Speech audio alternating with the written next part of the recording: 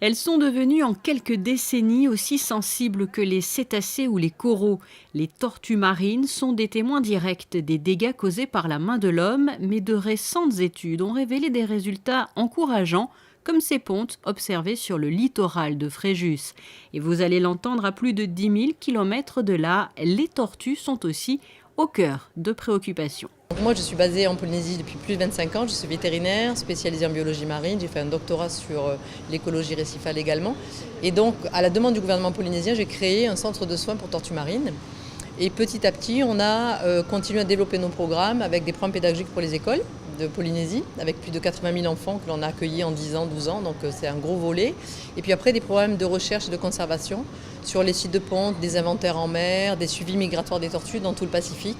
Donc voilà, il y a plusieurs volets qu'on a rajoutés petit à petit et on se rend compte qu'au final c'était très important de commencer puisque ce sont des espèces avec un très grand cycle de vie et que donc l'étude ne peut pas être très courte, elle a forcément besoin d'être sur une grande période. Il y a beaucoup de signes qui nous donnent espoir, notamment par rapport à la compréhension de leur cycle de vie qui était déjà pas très connu il y a quelques années, donc on comprend mieux.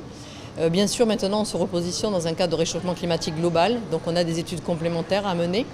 Il est très intéressant de savoir que les tortues marines, qui sont des reptiles, sont influencées par les changements climatiques globaux à plusieurs niveaux. Mais un niveau qui est très important et qui n'est pas toujours connu du grand public, c'est l'influence de la température sur le sexe des petits, des bébés. Donc ce qu'il faut savoir, c'est que quand les œufs sont pondus, le déterminisme du sexe des petits n'est pas encore fait.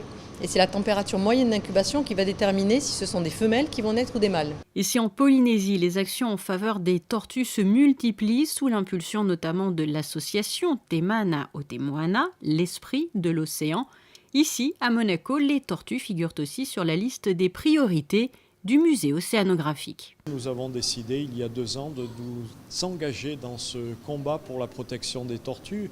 D'une part, leur donner les conditions d'avoir un océan en bonne santé, propre, avec des poissons à l'intérieur, et puis d'autre part, soigner celles qui méritent d'être soignées, parce que sinon nous n'arriverons pas à garder les populations à un niveau suffisant pour permettre de faire en sorte que ces populations justement puissent grandir à nouveau quand les conditions seront réunies. Nous avons un projet de création d'un centre de soins et d'ailleurs, excellente nouvelle, nous avons reçu les autorisations de construire, le permis de construire le 7 août dernier. Donc nous sommes en ce moment même dans une phase d'appel d'offres pour choisir l'entreprise de construction et les travaux devraient se dérouler dans le courant de l'année 2017.